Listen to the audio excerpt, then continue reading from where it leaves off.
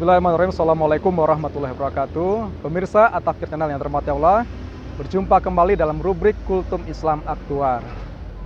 Pemirsa yang terhormati Allah, kebiasaan Rasulullah dan para sahabat manakala menjumpai ada di antara mereka yang meninggal dunia, maka otomatis 4 hak untuk sang mayat akan ditunaikan. Mulai dari dimandikan, kemudian dikafani, kemudian disolatkan, dan akhirnya dikebumikan. Hal demikian berlangsung terus manakala ada di antara mereka yang meninggal dunia. Sampai pada akhirnya, di waktu duha, di hari Senin, tanggal 12 Rabiul Awal, tahun ke-11 Hijriah, langit Madinah seakan runtuh ketika itu karena orang yang paling mereka cintai, yakni Rasulullah SAW meninggal dunia. Masyarakat telah ramai berkumpul di sekitar rumah Rasulullah.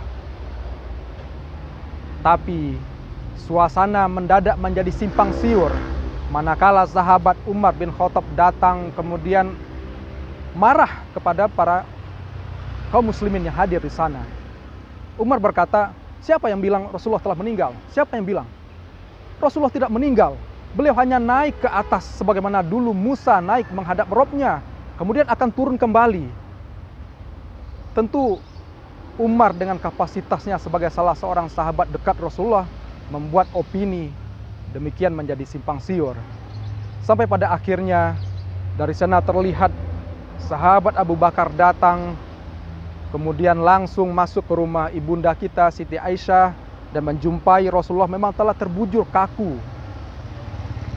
Kemudian setelah itu Abu Bakar keluar dan menjumpai orang-orang. Berkata sahabat Abu Bakar, "Wahai Umar, diamlah sejenak." Tapi Umar masih berkata-kata seperti itu. Dicarilah tempat yang agak tinggi sedikit oleh Abu Bakar. Beliau naik di sana dan berpidato di hadapan kaum muslimin. "Wahai kaum muslimin, ketahuilah, barang siapa yang menyembah Muhammad, Muhammad telah meninggal. Tapi barang siapa yang menyembah Allah Subhanahu wa Ta'ala, Allah hidup dan tidak akan pernah mati." Mendadak sealah Umar lunglai, seakan-akan baru mendengar firman Allah yang dikutip oleh Abu Bakar, yakni surat Ali Imran ayat 144. "Wa ma Muhammadun illa rasul qad khalat min qablihim rusul afa immata au qutilan qalabtum ala aqabikum." Bahwa Muhammad itu hanyalah seorang rasul. Sebelum beliau telah berlalu beberapa orang rasul. Apakah jika ia mati atau terbunuh, engkau akan berbalik ke belakang menjadi murtad? Para jamaah yang dirahmati Allah, pasti tidak terbantahkan lagi. Artinya Rasulullah memang telah meninggal dunia. Namun yang menarik adalah apa yang diperbuat oleh para sahabat menyikapi jenazah Rasulullah SAW. Apakah 4 hak mayat itu segera ditunaikan? Ternyata tidak, jemaah.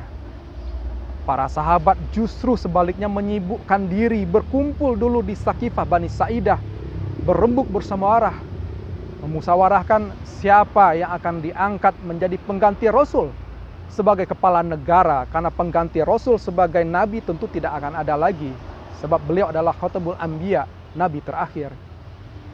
Hingga terpilih akhirnya sahabat Abu Bakar secara aklamasi, kemudian ditunaikan baiat atas diri beliau, dan barulah pada malam Rabu jenazah Rasulullah itu dikebumikan. Apakah para sahabat tidak mengerti? Atau ada sesuatu yang tersembunyi di balik itu semua? Maka yang sebenarnya adalah bahwa kewajiban untuk mengangkat pemimpin khalifah dalam hal ini itu lebih wajib, bahkan tajul furud, mahkotanya sekalian kewajiban, dibandingkan sekedar menyelenggarakan jenazah Rasul yang amat sangat mereka cintai tersebut. Jamaah yang dirahmati Allah, ijma sahabat demikian karena memang memiliki landasan dalil yang lain. Antara lain tertuang di dalam Al-Quran. Imam Al-Qurtubi di dalam tafsirnya menjelaskan makna dari surat surat Al-Baqarah ayat ke-30 tentang kewajiban untuk mengangkat khalifah. Begitupun halnya juga ada hal yang senada kita jumpai di dalam Al-Quran, surat surat Al-Maidah ayat ke-48, dan juga pada ayat-ayat yang lain. Dalil tentang kewajiban khilafah ini selain dari ijma sahabat dan juga Al-Quran, juga diperkuat lagi dengan adanya hadis-hadis dari Rasulullah SAW sendiri. Di antaranya hadis riwayat Muslim yang menyatakan ketika itu Rasulullah bersabda, dulu Bani Israel itu diurus oleh para nabi. Ketika mati nabi yang satu akan digantikan oleh nabi yang lain. Tapi tidak ada nabi setelahku. Yang ada hanyalah para khalifah yang banyak. Begitupun masih dari hadis riwayat Muslim, Rasulullah SAW bersabda, man khola ayadan min ta'atin laqiyallaha wa yaumil qiyamah la hujjatalahu wa man mata wa laisa fi unukihi bai'ah mata mitatan jahiliyah. Barang siapa yang menarik tangannya dari ketaatan, maka kelak di yaumil qiyamah tidak akan ada hujah baginya. Waman mata, dan barang siapa yang mati wa laisa fi unukihi bai'ah, dan tidak ada baiat di pundaknya, mata mitatan jahiliyah, matinya itu seperti mati jahiliyah. Predikat mati jahiliyah ini bukanlah predikat yang baik. Ketika dulu khilafah ada, kemudian ada muslim yang tidak berbaiat kepada khalifah, itu matinya seperti mati jahiliyah. Tapi sekarang manakala khilafahnya tidak ada, mudah-mudahan upaya untuk memperjuangkan pendirian khilafah itu akan Allah nilai nanti sebagai rukhsah terhadap tuntutan baiat tersebut. Selain ijma sahabat, Al-Quran dan hadis, para ulama juga melakukan ijmanya. Ini bisa kita dapati antara lain sebagaimana yang disampaikan oleh Syekh Abdurrahman Al-Jaziri, bahwa para imam yang 4 itu bersepakat tentang kewajiban adanya khilafah.